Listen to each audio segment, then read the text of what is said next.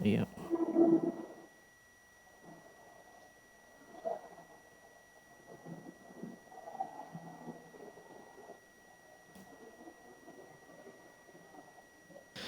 Bismillah. Assalamualaikum warahmatullahi wabarakatuh. Alhamdulillahirabbil alamin wassalatu wassalamu ala asrofil anbiya'i wa sayyidil mursalin nabiyina Muhammadin wa ala alihi wa sahbihi wa man tabi'ahum bi ihsanin ila yaumiddin amma ba'd. Para pemirsa Fatwa TV dan juga para pendengar radio dimanapun Anda berada, a'azani Allah wa iyyakum. Semoga Allah Subhanahu wa taala senantiasa mencurahkan rahmatnya untuk kita sekalian. Alhamdulillah segala puji bagi Allah yang telah mempertemukan kita kembali di program kesayangan kita Live Interaktif Tarbiyah Islamiyah atau Pendidikan Islam, dan program ini diasuh dan juga dibimbing oleh guru kita Al Ustadz Nafi Zainuddin LC MHI Hafizahullah Ta'ala, yang dimana beliau adalah salah satu dari anggota Dewan Fatwa Perhimpunan Al-Irsyad. Salawat dan salam semoga tercurahkan kepada suri tauladan kita baginda Nabi Muhammad sallallahu alaihi wasallam beserta para keluarganya, para sahabatnya dan juga para pengikutnya yang setia hingga akhir zaman nanti. Allahumma amin. Nah, Mikut Islam kami informasikan juga untuk live interaktif ini kami di relay atau disiarkan juga oleh beberapa stasiun radio yang tergabung di RTVC, Asosiasi Radio dan Televisi Islam Indonesia. Di antaranya ada Radio Bimbas Yogyakarta, Radio Sahabat Tegal, Radio Suara Madinah Caruban, Radio MD FM Probolinggo, Radio Hang FM Batam, Radio Amumba Pangkal Pinang, Radio Sago FM Sumatera Barat, Radio Gema FM Bontang, Radio Al-Hikmah Banyuwangi, Radio Albina AM Bekasi, Radio Tua FM Riau, Radio Dai Tengaran, dan Radio Mas FM Seragen. Terima kasih. Kami ucapkan jazakumullahu khairan. Semoga tayangan ini bermanfaat. Dan kami mengajak pemirsa sekalian untuk senantiasa memanfaatkan peluangnya untuk berjuang bersama kami dalam syiar dakwah sunnah di Fatwa TV, yaitu melalui rekening aktif kami yang bisa Anda saksikan saat ini di layar kaca kami. Nah, barakallahu fikum. Dan alhamdulillah telah terhubung bersama guru kita Al Ustadz Nafi Zainuddin LC MHI Hafizahullahu Ta'ala langsung dari kediaman beliau di kota Temanggung, Jawa Tengah. Nah, semoga koneksi internet kita lancar sampai akhir acara nanti. Sebelumnya kita sapa beliau. Assalamualaikum warahmatullahi wabarakatuh, Ustadz. Assalamualaikum warahmatullahi wabarakatuh. Ahlan wa sahlan, Ustadz. Bagaimana kabarnya, Ustadz? Alhamdulillah, nahnu bi khairin wa ni'mah. Barakallahu fikum. Nah, kami ucapkan terima kasih kepada Ustadz yang telah meluangkan waktunya di kesempatan kali ini, Ustadz. Barakallahu fikum, Ustadz. Nah, berikutnya selama azan ya Allah wa yakum, kami mengajak Anda untuk berpartisipasi. Silakan jika Anda ingin mengajukan pertanyaan kepada Ustadz tentang tema pendidikan Islam, Anda bisa menghubungi layanan telepon kami di nomor 021 2123 2333, atau juga Anda bisa kirimkan pertanyaan melalui website kami di www.dewanfatwa.com. Barakallahu fikum. Dan mari kita dengarkan nasihat pembuka yang akan disampaikan oleh guru kita Al Ustadz Nafi Zainuddin LC MHI Hafizahullah Ta'ala. Kepada Ustadz dipersilakan, falyatafadhol maskuro. Assalamualaikum warahmatullahi wabarakatuh. Alhamdulillahi wahdah, nusalli wa nusallim ala man la nabiyya ba'dah wa ala alihi wa ashabihi wa man tabi'a bihudah ila yaumin alqah. Diriwayatkan dari seorang ulama mutarrikh Ibnu Abdullah Ibnu As-Sikhair, beliau mengatakan, haddun min ilmin ahabbu ilayya min haddin min ibadah. Sebuah bagian dari ilmu lebih aku sukai daripada sebuah bagian dalam ibadah, yakni ibadah yang sunnah, bukan ibadah yang wajib. Wali an u'afa fa ashkur ahabbu ilayya min an ubtala fa asbir. Dan seandainya aku diberikan afiah, kesehatan, kemudian aku bersyukur, maka lebih aku sukai daripada aku berada di dalam sebuah ujian meskipun aku bisa bersabar. Wa nazartu fil khairi alladhi la syarra fihi, dan aku melihat pada kebaikan yang tidak ada keburukan padanya. Falam ara mithlal mu'abad wa syukur, maka aku tidak mendapatkan yang lebih baik daripada kenikmatan sehat dan bisa bersyukur kepada Allah Subhanahu wa taala.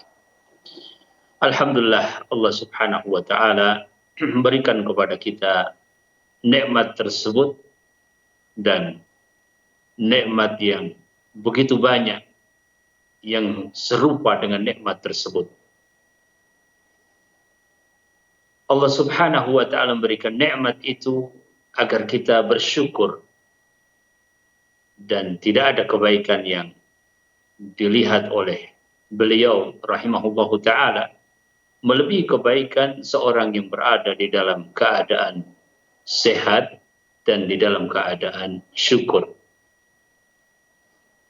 Sebagian ulama kemudian membahas manakah yang lebih baik antara seorang yang sehat bersyukur kepada Allah atau orang yang sakit bersabar kepada Allah. Syekhul Islam Ibnu Taimiyah mengutamakan sebagaimana diriwayatkan dari beliau bahwa dalam keadaan sehat dan bersyukur itu kondisi yang lebih baik. Maka apabila seorang diberikan kesehatan, hendaklah ia bersyukur, dan di antara syukur yang paling tinggi adalah bagaimana mendekatkan diri kepada Allah Subhanahu wa taala karena mengakui nikmat tersebut. Dan di antara hal yang mendekatkan diri kepada Allah Subhanahu wa taala adalah thalabul ilm. Sehingga Mutarrib Ibnu Abdullah As-Sakhir di sini mengatakan bahwasanya haddun minal ilmi ahabbu ilayya min haddin min ibadah. Di satu bagian ilmu lebih aku sukai daripada satu bagian ibadah. Artinya menuntut ilmu adalah ibadah yang sangat utama. Bahkan lebih utama dari ibadah-ibadah sunnah. Sebagaimana juga pernah ditanyakan kepada Ahmad Ibn Hanbal rahimahullahu ta'ala. Tadzakurul ilmi ba'da laylatin ahabba ilayya min ihya'iha. Murajaah ilmu, tadarus ilmu, mengingat-ingat ilmu lebih disukai daripada menghidupkan malam dengan sholat sunnah. Tanyakan kepada beliau, ilmu apakah itu? Maka beliau menjawab, huwal ilmu alladhi yantafi'u bihin nas fi amri dinihim. Yaitu segala ilmu yang bermanfaat untuk manusia di dalam perkara agama mereka. Fil wudu, was salat, was saum, wal hajj, wat talaq, wa nahwi hadha. Perkara wudu, perkara salat, perkara puasa, perkara haji, perkara talak. Ilmu berkaitan dengan akidah, ilmu berkaitan dengan syariah, ilmu berkaitan dengan hukum. Ya. Apakah itu yang dimaksudkan? Qala na'am. Ya. Maka dengan apa yang dikatakan oleh para ulama ini, kita berupaya untuk mendekatkan diri kepada Allah, khususnya dengan rasa syukur kepada Allah dalam keadaan Allah berikan nikmat sehat kepada kita untuk memperbanyak ilmu, dan semoga Allah Subhanahu wa taala memberikan taufik untuk kemudian kita bisa mengamalkannya dan meniti jalan menuju Allah Subhanahu wa taala dan ridhonya. Wallahu taala a'lam. Masya Allah. Nah Ustaz, jazakallahu khairan atas nasihat yang disampaikan pada kesempatan kali ini. Nah, mengikuti Islam, demikian yang disampaikan, nasihat yang disampaikan oleh guru kita. Semoga Allah Subhanahu wa taala senantiasa memberikan kekuatan untuk kita untuk bisa senantiasa beramal soleh, dan semoga Allah memberikan ilmu yang bermanfaat untuk kita semua. Barakallahu fikum. Nah, mengikuti Islam, kami ingatkan kembali untuk Anda yang ingin mengajukan pertanyaan kepada Ustadz tentang pendidikan Islam, Anda bisa menghubungi layanan telepon kami di nomor 021 2123 2333. Silakan. Nah, Ustadz, mohon izin kita langsung bacakan pertanyaan pertama, Ustadz. Dari Agus Salim di Jakarta Barat. Assalamualaikum warahmatullahi wabarakatuh. Izin bertanya Ustadz, terkait dengan keistimewaan orang tua yang diberikan oleh Allah kepada orang tua, yaitu ridho Allah adalah ridho orang tua. Apakah itu berarti orang tua bisa melakukan apapun termasuk mengganggu sang anak? Dan apakah anak memiliki hak untuk membenci dan atau tidak mendoakan orang tua untuk diampuni dosa-dosanya? Lalu bagaimana dengan anak yang dilecehkan oleh orang tuanya? Apakah sang anak berhak untuk meninggalkan orang tuanya sendiri, Ustaz? Mohon nasihatnya, Ustaz. Barakallahu fikum. Fikum barakallah. Sahih bahwa apa yang dikatakan oleh Nabi Shallallahu Alaihi Wasallam itulah yang harus menjadi pegangan kita. Alhamdulillah, nusalli wa nusallim ala Rasulillah. Ya. Rasul Shallallahu Alaihi Wasallam sudah menunjukkan kepada kita, dan di dalam Al-Quran juga sudah disebutkan ya tentang bagaimana hubungan kedua orang tua dengan anak-anak mereka. Ya. Dan seperti yang disampaikan oleh penanya, ridhal walidain atau ridhal walid, ridha orang tua, ridha seorang ayah, ya, itu adalah hal yang kemudian akan menjadikan sebab keridhaan Allah Subhanahu wa taala. Ridhallahi fi ridhal walidain atau fi ridha al-walid. Keridhaan yang dibutuhkan oleh seseorang adalah keridhaan Allah Subhanahu wa taala, dan sebabnya banyak. Di antara sebab yang terdekat adalah keridhaan kedua orang tua kita kepada kita. Namun bagaimana jika terjadi hal-hal yang seperti disebutkan oleh penanya di sini? Nas'alullah ta'ala al-afwa wal afiyah. Ya. Yang pertama, bahwasanya haram bagi orang tua untuk berbuat zalim kepada anaknya, menyakiti anaknya, atau melakukan perbuatan yang membahayakan anaknya, baik kaitannya dengan urusan dunia, apalagi kaitannya dengan urusan din atau agama. Wajib bagi kedua orang tua ya, di masa kecil, habana, di masa besar, kafalah, sampai balik, sampai masih ada terus hubungan. Dan kedua orang tua wajib untuk memperhatikan tarbiyah mereka. Dan di antara bentuk tarbiyah adalah muamalah bil husna. Karena itu adalah merupakan keteladanan. Ya. Muamalah dengan sebaik-baiknya kepada anak-anak dengan penuh rahmah, itulah yang ditunjukkan oleh syariat. Sehingga haram bagi orang tua untuk menyakiti, menzalimi, merugikan ya, kepada anak-anaknya. Yang kedua, sekalipun waliyadzubillah ada kejadian misalnya orang tua yang kemudian ternyata tidak benar, ya, baik berkaitan dengan keyakinan atau berkaitan dengan muamalah terhadap anaknya, ya, maka tetap saja kedua orang tua ditaati dalam hal yang ma'ruf, ya, dalam perkara-perkara yang baik. Wa in jahadaka ala an tusyrika bi ma laysa laka bihi ilmun fala tuti'huma wa sahibhuma fid dunya ma'rufa. Orang tua yang tidak baik kepada anaknya mungkin tetap bisa didapatkan banyak hal yang masih berada di dalam kema'rufan, maka di hal-hal yang ma'ruf itulah orang tua ditaati. Karena selain kema'rufan, ya, siapapun tidak boleh ditaati. Demikian juga dengan orang tua. Yang ketiga, wallahu a'lam, bencilah kalau seandainya harus membenci perbuatannya. Ya. Kita tidak mungkin membenci orang tua yang telah melahirkan kita, ya, selama dia masih muslim, ya, selama dia masih iman. Karena apabila tidak muslim dan tidak iman, maka ada wala' dan bara' meskipun muamalah tetap berbuat baik. sebagaimana Allah Subhanahu wa taala perintahkan. Ya. Jadi bencilah perbuatannya, bencilah perilakunya, sehingga kita tetap mempunyai kasih sayang yang dalam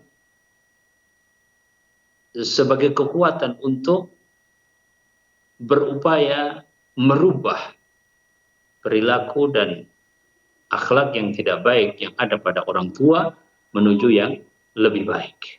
Ya. Kemudian Wallahu a'lam, jangan tinggalkan orang tua. Ya.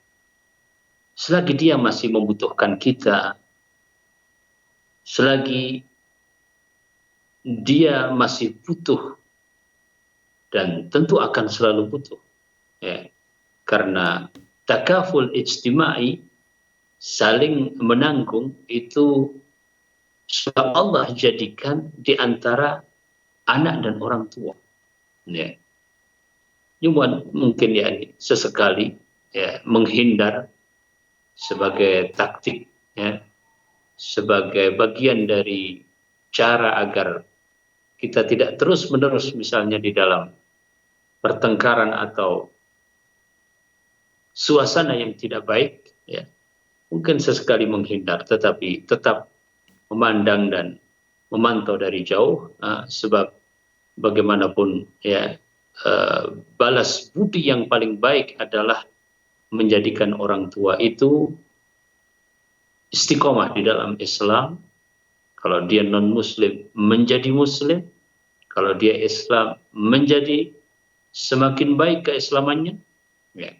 Dan kita tahu bahwa mereka adalah pintu agar kita lebih mudah mendapatkan surga Allah Subhanahu wa taala. Sehingga Rasul sallallahu alaihi wasallam ya mengaminkan doa malaikat Jibril alaihi salatu wassalam, ya, tatkala mengabarkan bahwasanya celaka orang yang mendapatkan orang tuanya, baik kedua-duanya atau salah satu di antara keduanya, falam yudkhilahu al-jannah, tetapi tidak menjadikan keberadaan mereka itu sebab bagi orang tersebut untuk masuk ke dalam jannah. Jadi sabarlah terhadap apa yang terjadi, dan langkah-langkah tadi wallahu taala alam adalah bagian dari yang mungkin bisa dilakukan. Semoga Allah berikan taufik.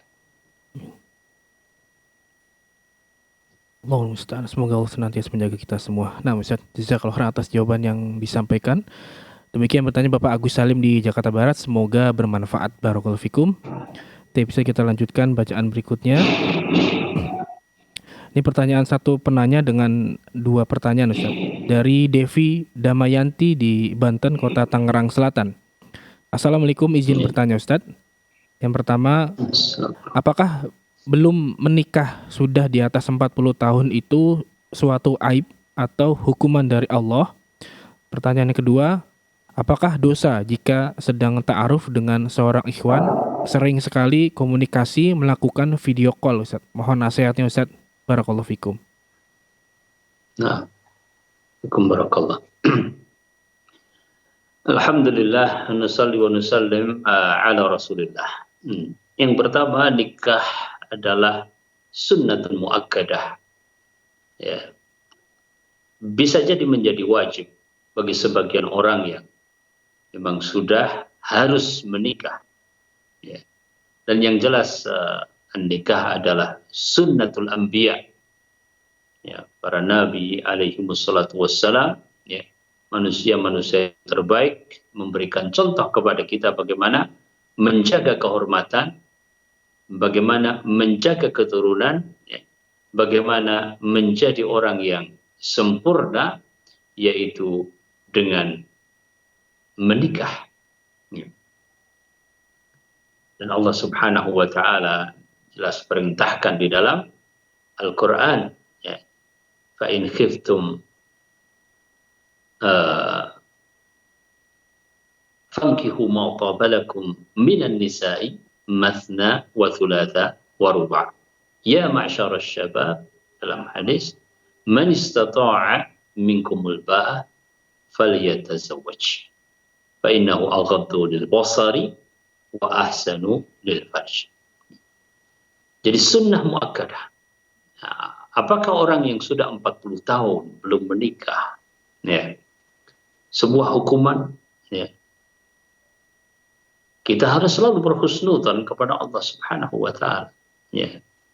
Memang mungkin Allah Subhanahu wa taala belum berikan jodoh, ya. Banyak orang menikah di tahun tersebut, ya, di tahun 40 atau di usia yang sudah 40, walaupun kita katakan bahwasannya itu adalah usia yang seharusnya kita merasa sangat terlambat, ya. Kenapa demikian? Karena, ya,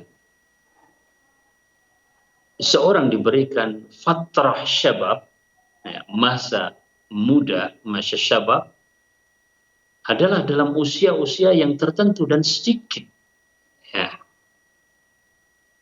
Disitulah sebaiknya seorang, ya, bisa berkeluarga, membanyakkan keturunan, dan masih punya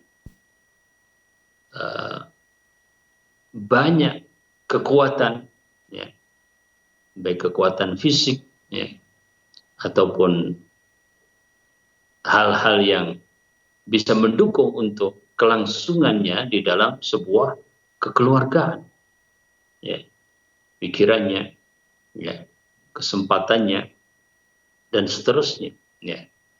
Jadi kita merasa bahwa belum menikah pada usia 40 adalah usia yang terlambat. Namun tidak ada masalah apabila memang belum Allah Subhanahu wa taala temukan, ya.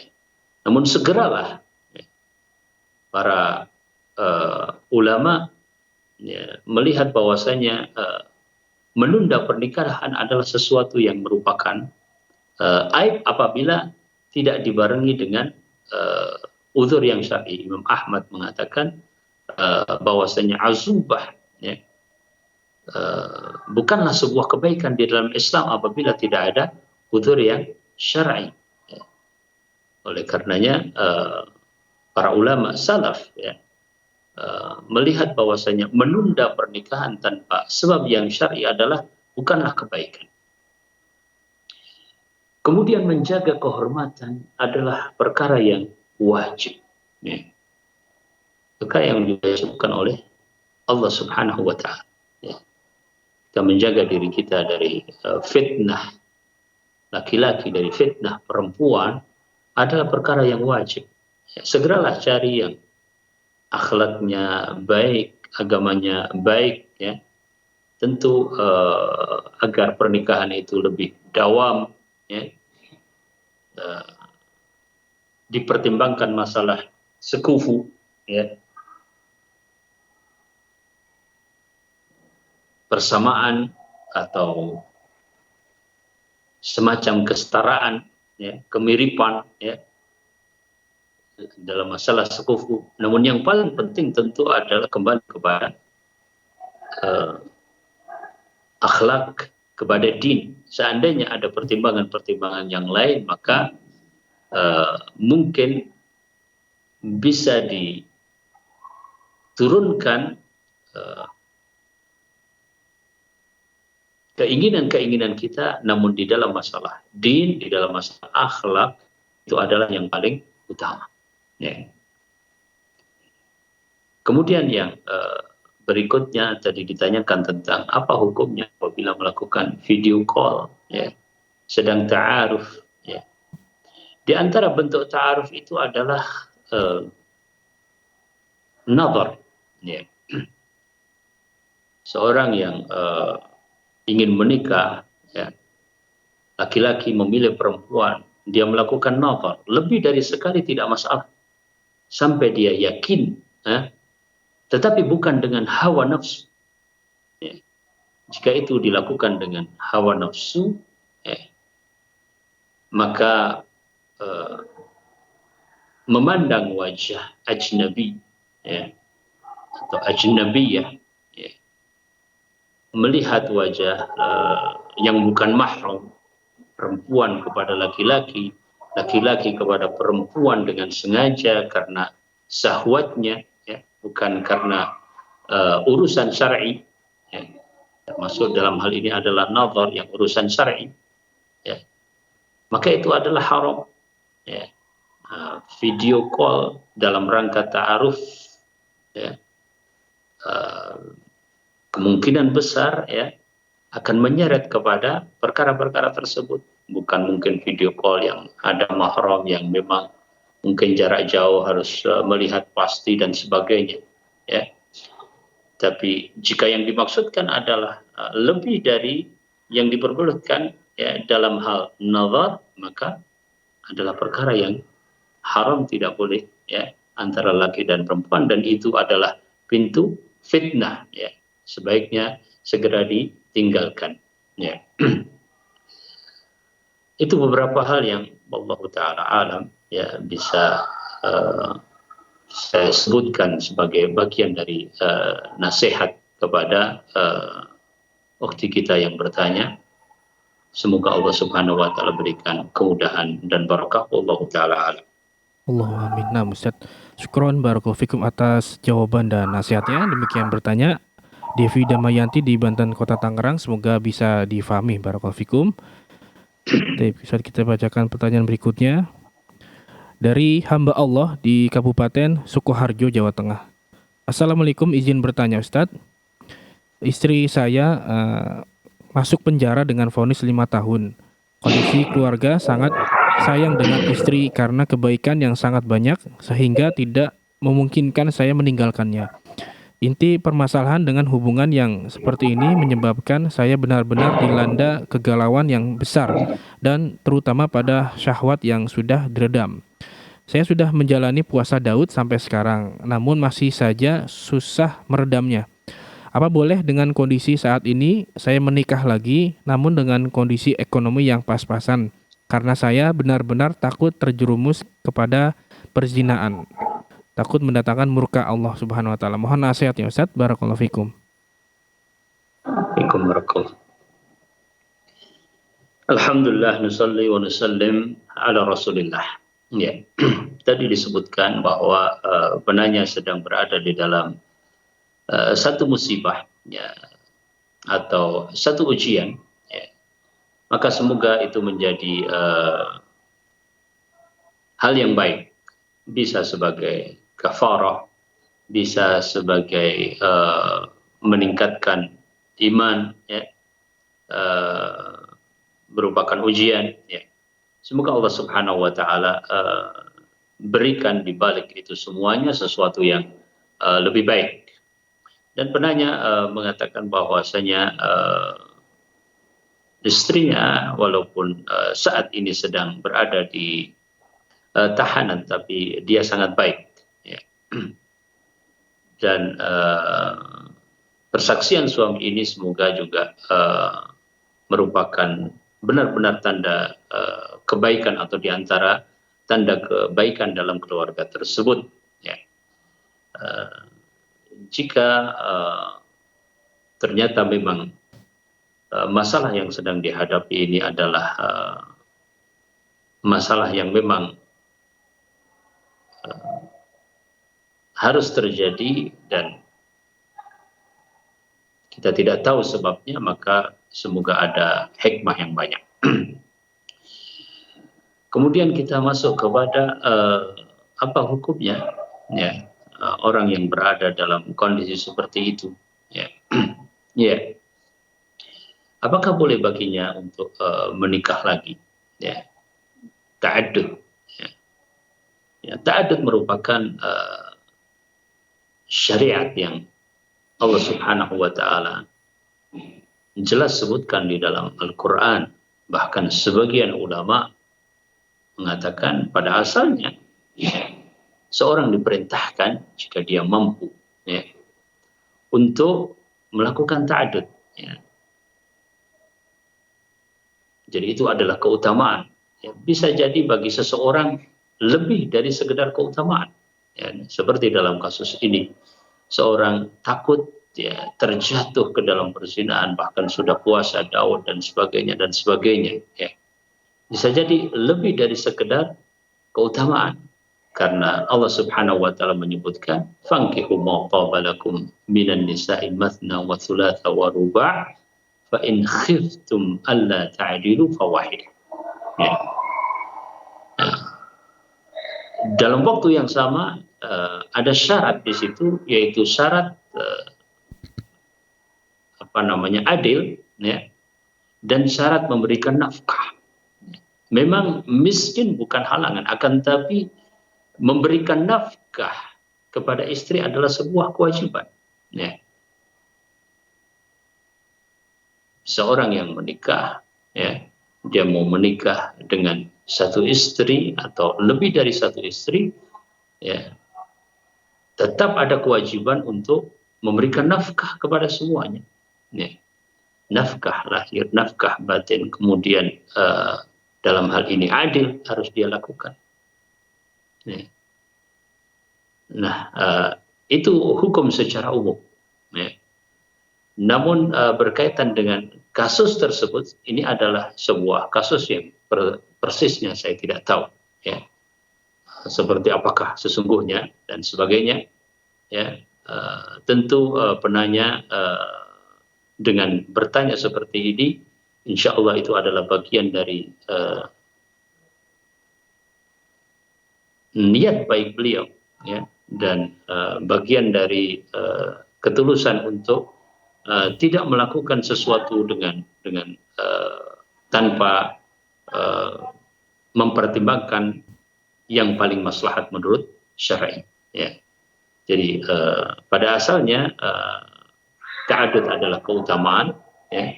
Bisa jadi bagi seseorang lebih dari sekedar keutamaan, artinya karena terdesak, terdorong dan sebagainya. Ketidakpunyaan terhadap sesuatu yang mungkin sangat mencukupi bukan halangan, ya, selagi seseorang benar-benar mengupayakan nafkah, ya. Tapi sekali lagi untuk kasus ini penanya lebih tahu mana yang lebih maslahat, baik untuk syar'i ataupun untuk keluarga. Wallahu taala a'lam. Barakallahu Barakallahu. Nah, Ustaz, syukron jazakallahu khairan atas jawaban dan nasihatnya. Demikian bertanya Bapak hamba Allah di Kabupaten Sukoharjo, semoga bermanfaat dan semoga urusannya dimudahkan oleh Allah Subhanahu wa taala. Ustaz, kita bacakan pertanyaan berikutnya.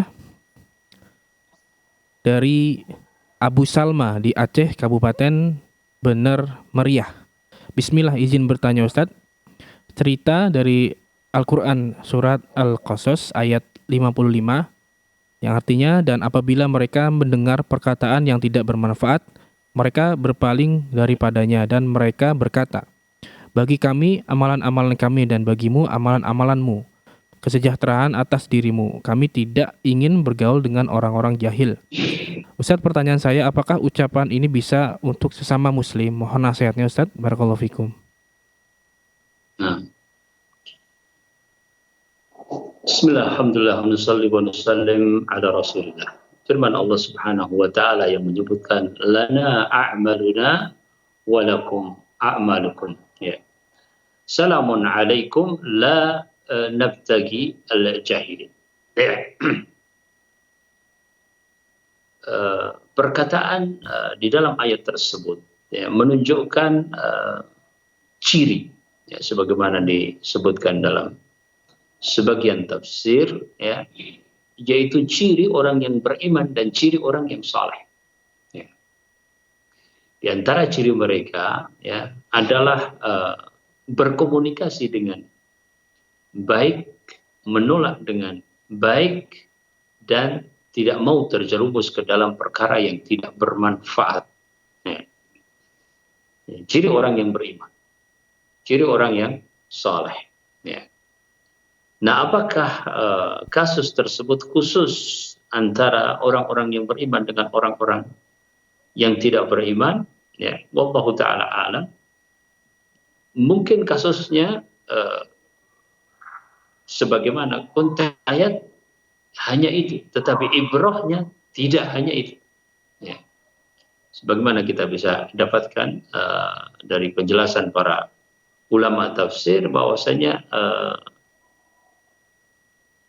lana a'maluna walakum a'malukum, dalam pengertian antara orang-orang yang beriman, ya memang masing-masing ya manusia bertanggung jawab terhadap amalannya.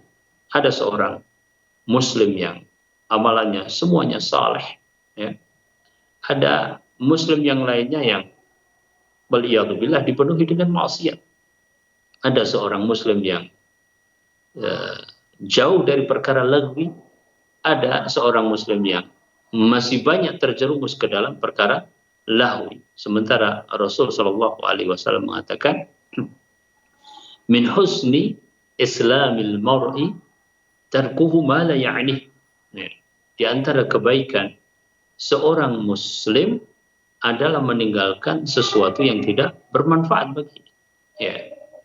Bahkan orang-orang yang berakal, orang-orang yang dewasa seringkali ingin selalu meninggalkan perkara-perkara yang tidak berguna. Ya. Kadang mereka tidak segera bisa meninggalkan, mungkin karena pertemanan, ya, mungkin karena persahabatan. Tapi sebaik-baiknya adalah mereka yang tetap meninggalkan. Bagaimana caranya? Ya, maka di antara caranya adalah seperti yang disebutkan di dalam ayat, meskipun ayat ini memberikan kepada kita sebuah dasar, ya, komunikasinya mungkin tidak selalu akan seperti itu secara tekstual, ya. Akan tapi memang pada hakikatnya masing-masing orang bertanggung jawab terhadap amalannya, sehingga dia bisa menyampaikan itu kepada sesama muslim, ya. Adapun jika konteksnya adalah kepada orang kafir, tentu adalah bahwasanya lana a'maluna walakum a'malukum adalah bahwasanya amalan orang-orang yang beriman, ya, sebagai sebuah kebaikan di sisi Allah Subhanahu wa taala. Adapun amalan orang-orang kafir maka tidak bisa menjadi kebaikan dalam bentuk apapun di akhirat kelak. Wallahu taala a'lam. Nah, Ustaz, Masya Allah, syukron jazakallahu khairan atas jawaban yang disampaikan. Demikian bertanya Abu Salma di Aceh. Semoga bermanfaat. Barakallahu fikum. Nah, mengikuti Islam, a'azani Allah wa iyyakum, kami senantiasa mengajak Anda kembali untuk berpartisipasi. Silakan jika Anda ingin mengajukan pertanyaan kepada Ustadz tentang tema pada kesempatan kali ini adalah pendidikan Islam. Silakan Anda bisa menghubungi layanan telepon kami yang tertera di layar kaca Anda di 021 2123 2333. Silakan. Nah, Ustadz, kita bacakan pertanyaan berikutnya dari Nurul di Kabupaten Majalengka, Jawa Barat. Assalamualaikum warahmatullahi wabarakatuh. Izin bertanya, Ustadz. Saya seorang mahasiswi. Selama berkuliah, saya merasa jurusan umum yang saya ambil ini menyita banyak waktu serta seringkali memberikan waktu sisa kepada ibadah kepada Allah Subhanahu wa taala. Bahkan merasa semakin jauh sebab tugas kuliah yang dikerjakan dari sore, pulang kuliah sampai pagi hari lagi. Selain itu, kadangkala saya menyontek karena tidak paham. Jika saya pindah jurusan, saya takut tidak mampu membayar uang masuknya lagi melihat kondisi ekonomi. Mohon nasihatnya, Ustadz. Barakallahu fikum. Barakallah. Alhamdulillah, nusalli wa nusallim ala Rasulillah. Ya. Nasihat yang pertama bahwasanya dimanapun kita berada dan bagaimanapun keadaan kita, ya, percayalah bahwasanya takwa itu adalah jalan keluar. Ya. Wa may yattaqillaha yaj'al lahu makhraja, dan barang siapa yang bertakwa kepada Allah Subhanahu wa taala, maka Allah Subhanahu wa taala akan jadikan itu sebagai jalan keluar. Ya. Kadang seorang yang sedang kebingungan, dia jauh dari Allah Subhanahu wa taala, semakin susah dia mendapatkan jalan keluar. Ya. Rasul Shallallahu Alaihi Wasallam saja, ya, ketika mendapatkan perkara-perkara yang berat, beliau segera melakukan salat. Ya. segera kembali kepada Allah Subhanahu wa taala, mendekat kepada Allah Subhanahu wa taala. Ya. Dan secara logika, ya, dengan kita mendekatkan diri kepada Allah, kemudian merasakan ketentraman, ya, di dalam hati kita, maka kita juga akan lebih merasa tenang di dalam menghadapi keadaan. Oleh karenanya, cara yang pertama adalah kita bertakwa kepada Allah Subhanahu wa taala dimanapun kita berada. Ya. Yang kedua, bahwa Allah Subhanahu wa taala, ya, telah memberikan kepada kita jalan, ya, yang kita yakini bahwa jalan tersebut adalah jalan yang harus kita sambut. Ya. Kalau hari ini kita merasa bahwasanya kita masih muqassir, ya, kita masih jauh, kita masih menyia-nyiakan hak-hak Allah Subhanahu wa taala, ya, kita masih tidak mengoptimalkan, ya, waktu untuk berbuat baik, ya, mengisi hal-hal yang positif, ya. Kesadaran itu adalah modal bagi kita untuk segera membuat perencanaan lebih jelas. Bagaimana perencanaan lebih jelas? Ya. Memang kita harus memanage waktu kita, semua waktu kita, siapapun kita. Ya. Anda seorang mahasiswa, Anda seorang guru, Anda seorang kiai, Anda seorang pejabat, Anda seorang dokter. Ya. Ya, kalau kita bandingkan kesibukan kita dengan kesibukan orang lain, maka banyak orang-orang yang jauh lebih sibuk daripada kita. Tapi sama-sama sibuk, ya, apakah sibuknya itu adalah sibuk yang positif atau sibuk yang tidak positif? Namun kesadaran dari kita bahwa ada sesuatu khalal, ada sesuatu yang kurang, ya, ada sesuatu yang harus diperbaiki, itulah modal utama kita, dan dari sinilah kita mencoba untuk memanage waktu itu. Yang ketiga, ma la yutraku kulluh, la yutraku kulluhu, ya. Kita merasa bahwa hanya sisa waktu sedikit, ya. Sedikit yang terus-menerus kita manfaatkan, ya, dan kita istiqomah, ya, itu lebih baik daripada yang banyak, ya, tetapi hanya sekali, hanya 2 kali. Ya.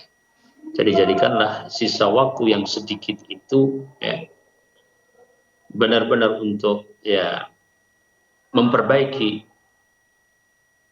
roh kita, rohani kita, ya, hati kita, ya, dengan Al-Quran, dengan datang ke kajian, dengan bergaul bersama sahabat-sahabat yang baik, ya. Yang sedikit itu nanti akan mempengaruhi kita, ya. Apalagi kalau waktu yang sedikit tadi memang kita khususkan untuk benar-benar, ya, misalnya mendalami Al-Quran, ya, karena ingin dekat kepada Allah Subhanahu wa taala, insya Allah itu yang akan berpengaruh besar kepada diri kita. Sekali lagi bahwa sedikit namun kita lakukan secara istiqomah dan terus-menerus, itu lebih baik daripada yang banyak apabila kita hanya sesekali saja melakukannya, ya. Jadi intinya adalah dengan kesadaran tersebut, manajelah agar kita bisa melakukan berbagai aktivitas yang positif dan bernilai ibadah kepada Allah Subhanahu wa taala. Semoga itu menjadi jalan keluar. Wallahu taala a'lam. Masya Allah, nah Ustaz, syukron, jazakallahu khair atas jawaban dan nasihatnya. Demikian bertanya, semoga bisa difahami. Nah Ustaz, masih ada waktu, kita bacaan pertanyaan berikutnya. Ini mungkin dari pelajar yang ingin menikah kali Ustaz. Dari Anissa Oktaviani di Kabupaten Bogor, Jawa Barat. Assalamualaikum warahmatullahi wabarakatuh. Izin bertanya Ustadz, minta nasihatnya jika kita dihadapkan dengan pilihan antara kedua laki-laki misalkan. Yang pertama, kriteria laki-laki tersebut mu'alaf, bermanhaj salaf dan tidak merokok, yang dia ikuti kajian-kajian ilmiah. Yang kedua, ada laki-laki muslim, sejak lahirnya sudah muslim dan keluarga muslim, namun masih suka melakukan hal-hal yang di luar syariat, masih melakukan hal-hal yang tidak ada tuntunan dari Nabi, dan juga masih merokok katanya Ustaz. Mana yang harus dipilih Ustaz? Mohon nasihatnya. Barakallahu fikum. Barakallah. Alhamdulillah, nusalli wa nusallim ala Rasulillah. Ya, karena ini adalah masalah pernikahan, maka hal yang utama adalah kita mohon kepada Allah Subhanahu wa taala petunjuk. Ya. Kemudian jelas bahwasanya agama, akhlak adalah yang paling utama. Ya. Secara zahir ya disebutkan bahwasanya orang yang pertama saat ini agamanya lebih baik. Ya, secara zahir. Nahnu nahkum bil zahir. Ya. Kita hanya melihat sesuatu yang zahir. Ya, orangnya ngaji, baru kenal Islam, ngaji, ya. Kemudian juga tidak merokok, ya. Tapi itu zahir. Apakah bisa diketahui hal-hal yang lain? Ya bisa. Ya, bagaimana kira-kira garis keturunannya, ya, bagaimana pergaulannya, ya, bagaimana orang-orang di sekitarnya, ya. Meskipun dia mu'alaf misalnya, memang dia kuat, ya, karena mu'alaf berarti mungkin orang di sekitarnya bukan Muslim, tapi dia kuat. Tapi di sampingnya ternyata ada ustadz yang selalu membimbing, ya. Nah, itu secara zahir. Ya. Namun lebih detail karena kita hanya mendengar sebuah pertanyaan dan kita tidak tahu hakikatnya seperti apa, dikonsultasikan dengan orang-orang yang terdekat atau ustadz-ustadz yang terdekat yang mengetahui, atau saudara-saudara paling tidak yang bisa memberikan pendapat, ya.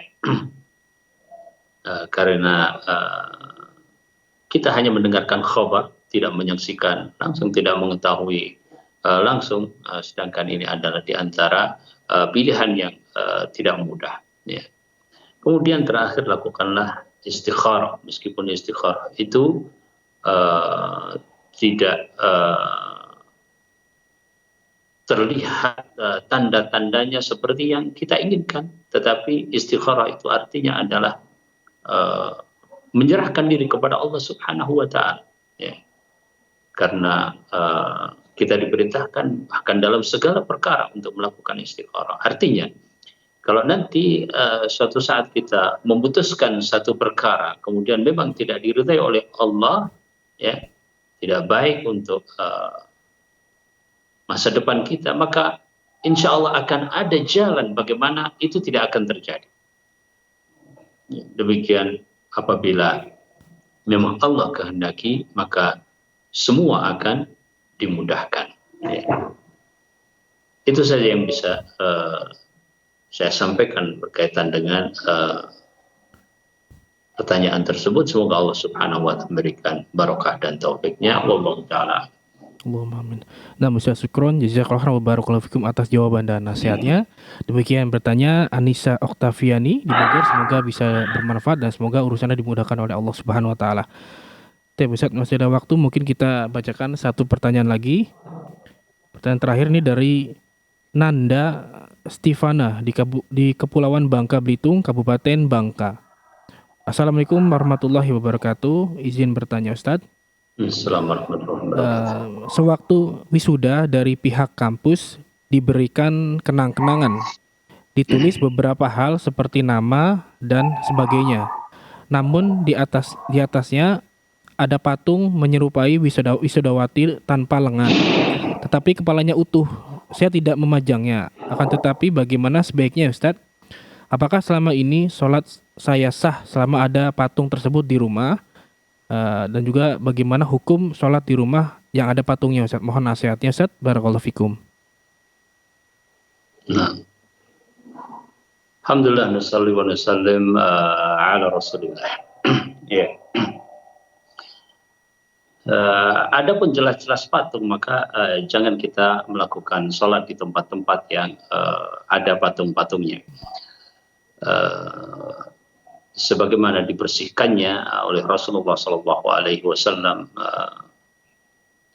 Ka'bah dari seluruh patung-patung yang ada sebagai berhala-berhala yang ada di sana.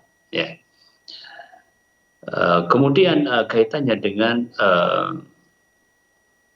bentuk yang tadi disebutkan, ya, dari sebuah benda, ya, yang berbentuk muka, ya, tanpa tangan dan sebagainya, wallahu taala alam, ya. Jadi yang paling selamat adalah dihilangkannya malamih al-wajh. Malamih al-wajh itu adalah hal-hal yang menjadikan kepala itu seperti bentuk kepala manusia, ya, atau bentuk kepala makhluk yang hidup, ya. Sebagaimana dikatakan bahwasanya as-suratu ar-ra's fa idza kuti ar-ra'su fala surah, ya. Jadi surah, ukiran, patung itu adalah kepalanya, ya. Kalau dihilangkan kepalanya, maka sudah tidak lagi dinamakan surah yang dilarang tersebut, ya. Nah, bagaimana malamih, tanda-tanda itu dihilangkan? Misalnya dihilangkannya matanya, hidungnya, mulutnya, itulah malamih, ya. Maka sebaiknya hal-hal yang berkaitan dengan malamih inilah sebagaimana dijelaskan oleh para ulama untuk dilakukan, yaitu untuk dihilangkan, ya. Wallahu taala alam, demikian yang bisa kami jawab. Masya Allah. Nah, Ustaz, syukron, jazakallahu khairan wa barakallahu fikum atas jawaban dan nasihatnya. Demikian bertanya Nanda Setiavana di Bangka Belitung, semoga bermanfaat. Dan tersebut adalah pertanyaan terakhir di kesempatan kali ini Ustaz. Kami ucapkan terima kasih kepada Ustaz yang telah meluangkan waktunya, barakallahu fikum, dan memberikan faedah yang bermanfaat untuk kami semua. Semoga Allah Subhanahu wa taala senantiasa menjaga Ustaz dan juga keluarga di sana. Nah, mengikuti Islam, a'azani Allah wa yakum, demikian hal interaktif pada kesempatan kali ini. Semoga apa yang telah kita simak dan dengarkan bersama bisa menjadi tambahan ilmu yang bermanfaat untuk kita semua. Kami kurang bertugas mohon undur diri. Terima kasih atas partisipasinya, dan juga kami ingatkan kembali, kami mengajak Anda kembali untuk memanfaatkan peluangnya untuk berjuang bersama kami dalam syiar dakwah sunnah di Fatwa TV, yaitu melalui rekening aktif kami yang bisa Anda saksikan di layar kaca kami pada saat ini. Nah, jazakumullah khairan wa barakallahu fikum. Kami kurang bertugas mohon undur diri. Terima kasih atas partisipasinya. Mohon maaf bila ada kekurangan, dan mohon maaf atas pertanyaan-pertanyaan yang sudah masuk yang belum sempat kami bacakan karena keterbatasan waktu. Dan semoga kita bisa bacakan di lain kesempatan insyaallah taala. Kita tutup. Subhanakallahumma wa bihamdika asyhadu an la ilaha illa anta astaghfiruka wa atubu ilaik. Wassallallahu ala nabiyyina Muhammad wa ala alihi wa sahbihi ajma'in. Wassalamualaikum warahmatullahi wabarakatuh.